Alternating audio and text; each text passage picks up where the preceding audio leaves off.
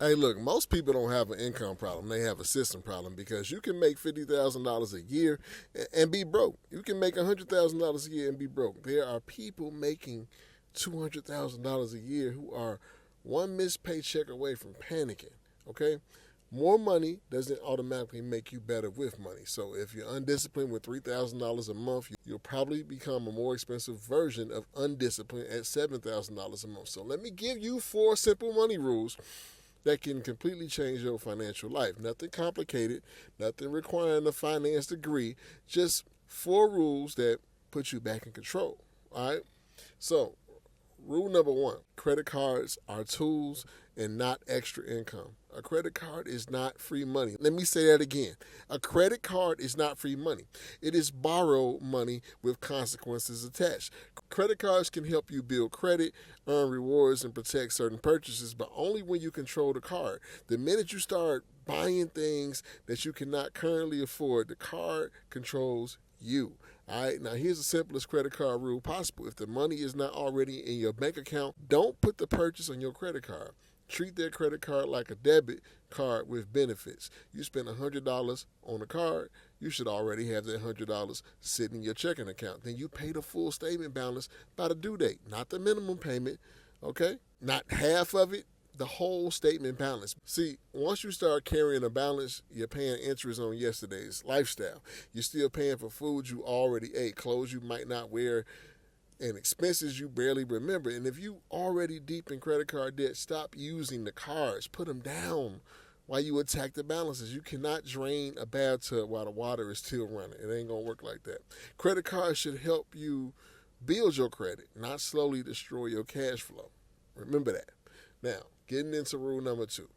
Give your money different homes, okay? See, if you only got one bank account trying to do 5 different jobs, it creates some confusion. Your rent money is mixed with your spending money. Your emergency savings is sitting beside your DoorDash money. Your investment money never gets invested because everything looks like one big pile. Give your money different homes. You need 4 basic accounts, okay? It's some real sauce. First, a checking account, of course. Now, that is where your income lands and your regular bills get paid.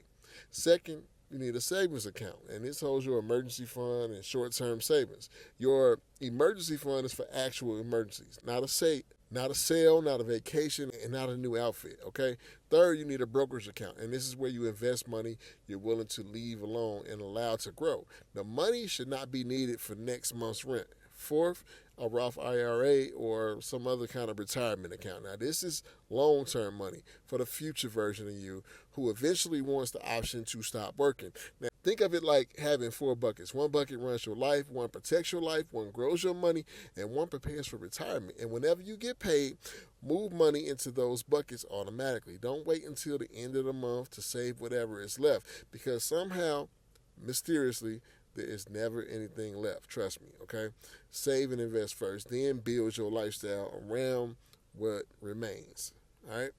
Now, rule number 3, a budget is a plan, not a punishment. Some people hear the word budget and immediately feel restricted, but a budget is not somebody telling you that you can't enjoy your money. A budget is you deciding what your money needs to accomplish before random life decisions spend it for you. Okay? Now, your budget only needs to answer these 3 questions. How much money is coming in? Where does that money need to go? How much can I safely spend after handling all my responsibilities? And that's really it. Now, if you bring home $5,000, every dollar needs an assignment. Housing, utilities, transportation, groceries, and of course, debt elimination. Savings, investing, personal spending. You can still have fun. Just put your fun in a budget. You can still eat out. Eat. Look, you can still go out to eat. All right. Now you got to give eating out a number. You can still buy clothes, but you got to give your clothing a number too. See, a budget doesn't mean that you never spend money. It means your spending has boundaries, and you need to track what actually happened, not just what you hope would happen. Now, if you plan to spend $500 on groceries but spend $700, don't lie to yourself and call the budget a failure. Adjust the numbers or change your behavior. Your first budget might be ugly, and that's okay. A bad budget you actually follow will teach you more than a perfect budget that you never use. All right? Now, this is the last rule, rule number 4. And this is something that a lot of us hate to hear and hate to get, but live beneath your means. This is the rule that ties everything together. Okay? Your lifestyle must cost less than your income, not the same as your income.